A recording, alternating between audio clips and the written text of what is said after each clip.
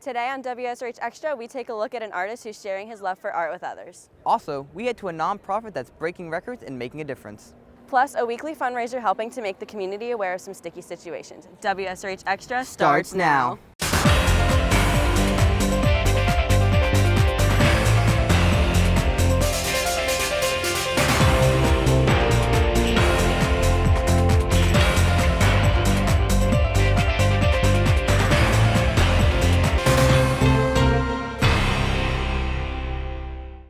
Welcome to this episode of WSRH Extra. I'm Emily Carbocci. And I'm Evan Eisenstark.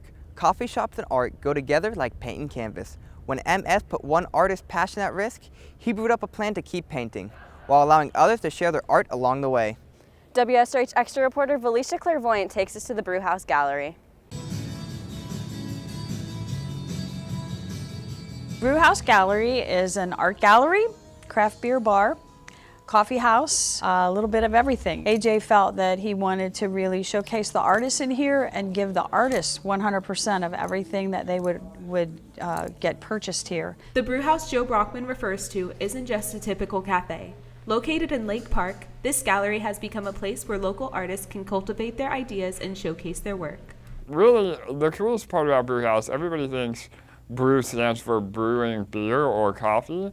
And that was kind of the original idea, but it's morphed into brewing ideas and brewing creativities. Among the coffee, beer, art, and creativity, many who visit say the brew house sparks people's interest and draws them in. It's just a fun atmosphere for whatever you want to do. Come in here and have a drink or just, play games or whatever. We love looking at the artwork and just that it's a local collection. Although AJ may seem like an ordinary starving artist, many challenges early in his life forced him to color outside the lines. I have a progressive neuromuscular disease called SMA, spinal muscular atrophy, and I was diagnosed at the age of 2 and went into a power wheelchair at the age of 2.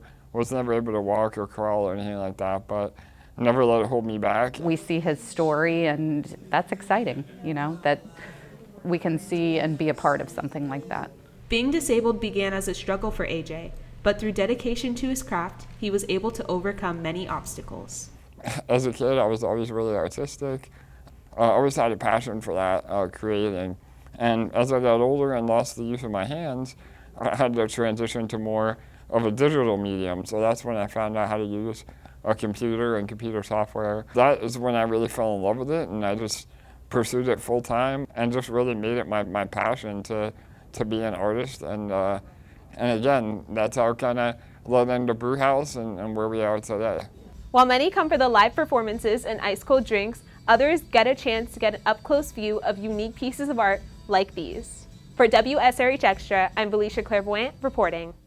For years, sea turtle endangerment has always been a major problem. One nonprofit organization in Jupiter is working to make a change while breaking world records in the process. WSRH Extra reporter Amanda Jewett shows us a little more on loggerhead. Sea turtles have been labeled an endangered species since 1973.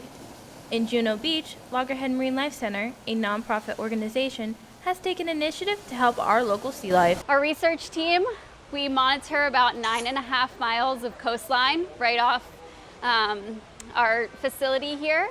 The center conducts research specifically on nesting sea turtles and hatchlings from the beginning of March to the end of October. So we have 3 species that nest on our beaches. The first to arrive is the leatherback. They're also the largest of the sea turtle species. The next to arrive is the loggerheads, and then finally we have green turtles that come up last.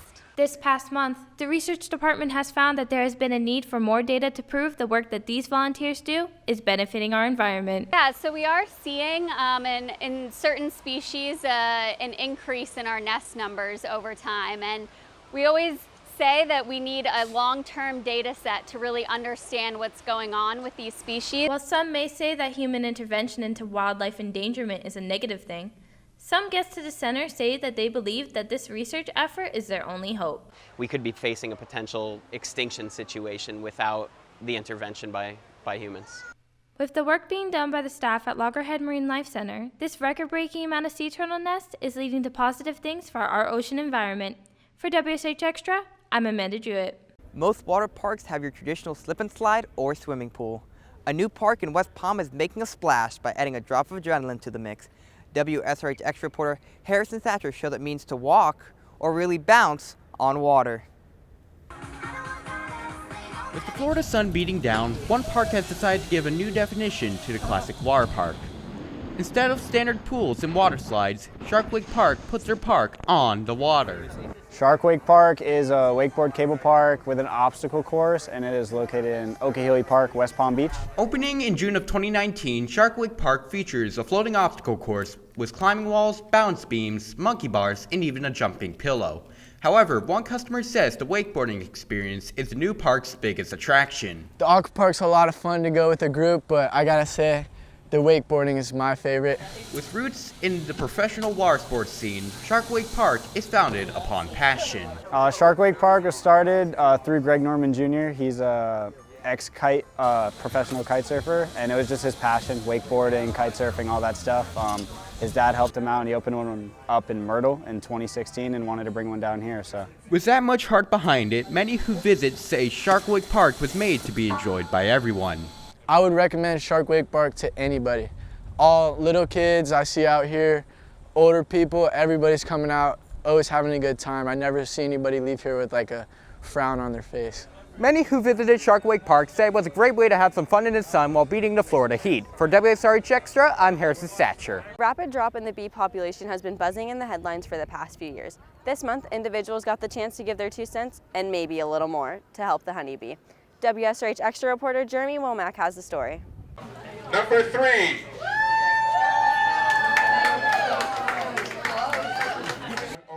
Each week, different restaurants all over Palm Beach County hold fundraisers to raise money for different nonprofit organizations. This month, Pirates Well hosted a quarter auction in hopes of raising money to prevent the extinction of honeybees. Almost all of the events that we do goes towards animal conservation of some kind, and the honeybees are our top priority this evening. So all of the money raised from this event tonight will be going to the Honeybee Conservancy. In order to raise money for organizations, many vendors auction off prizes such as soap, makeup, and jewelry in order to give people the opportunity to help a worthy cause. So we come to these fundraisers because we were looking for something to like get out of the house and get out in the community and meet new people and have a fun girls' night. For some, this is their first quarter auction, and many people, like Ashley, say they hope to be able to create a buzz about the extinction of bees. Yes, so this is my first quarter auction ever. I wasn't really sure what I was walking into, but when Frank tells me that there's an event that we can raise a lot of money for conservation, I'm 100% in. And as a lot of people know, the bees are kind of having a more difficult time than usual lately, so we're here to raise some money and hopefully help out with whatever we can do. Every week, different types of fundraisers are held at local restaurants like Pirates Well. Maybe you can be the next one to make a sweet difference. For WSRH Extra, I'm Jeremy Womack. Owls can turn their heads 180 degrees. With flexibility like that, you might say it makes them the perfect yoga partner. WSRH Extra reporter Ashley Pelicone gives us the who's and what's of owl yoga. When you think of yoga, you typically think of relaxation and meditation. However, Okehili Park brings a new twist on yoga with the addition of a feathery friend. Teach people about nature while still getting active, doing something healthy for your body as well. So yoga and nature is a big thing for us here, trying to link recreation with environmental education. The intriguing combination of nature and exercise draws many people in for a session of yoga. Well, a few reasons. I've been getting into yoga and other exercises a lot lately with my mother. And not only do we exercise a lot, but we both are real owl lovers. So we thought that would be a really cool, fun experience. I think my favorite part about it was the owls. I mean, it's totally unique. I've done a lot of yoga, which it was a great yoga class, but having the owls around made it super unique. These aren't your typical wild owls. They're meant to help yogis create a deeper spiritual connection with nature. The main difference is there's owls in the room with us. So our owls that we have here are all educational ambassadors. So they're all either injured or born into the wild, and just really getting in touch with nature. So a little bit of an encouragement, to connect to nature and relax a little bit. Many said that this new spin on yoga was a real hoot, as a great way to exercise their mind and body while learning a little about our camouflage companions. For WSRH Extra, I'm Ashley Pelicone. Coming up on WSRH Extra, we take a look at how our football team is kicking off the season. Plus, we meet our new freshman volleyball coach. For those stories and more, we go to WSRH Sports anchor Cassie Narkis. Hey, Cassie.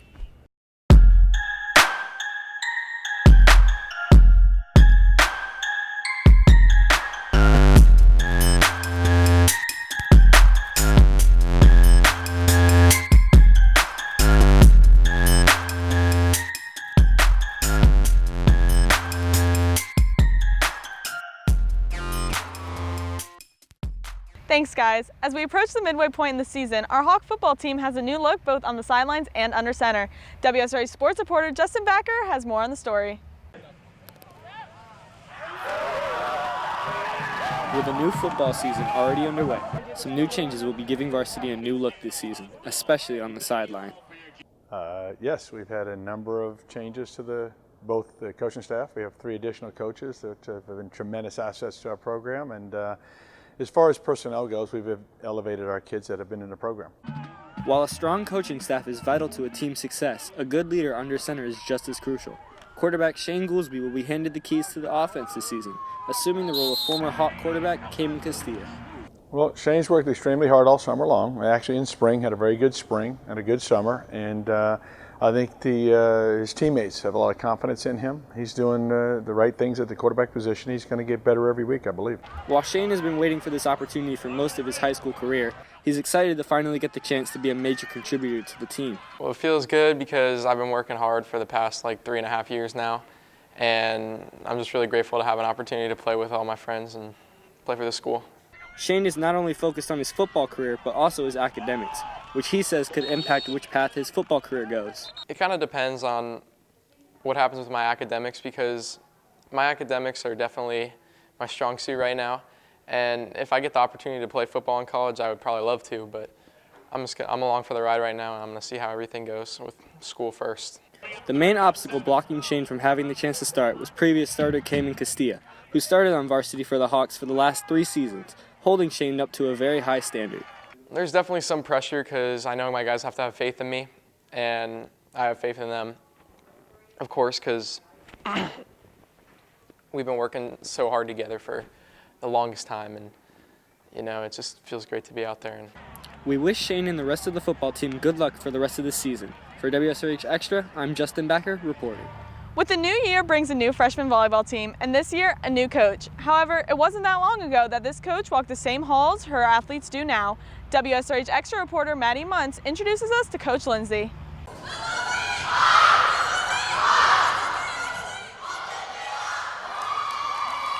Coming into high school and playing a sport can be hard, but having a coach that is only a few years older than you can make the transition a little easier. I like the way her personality and how the style of her, when she coaches us, and she actually practices with us and stuff like that. So.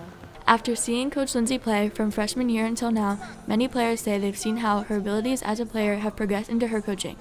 It's pretty good watching Lindsay teach Jimmy Lynn what she has learned with all of her mechanics, and watching my little sister progress with Lindsay being her coach.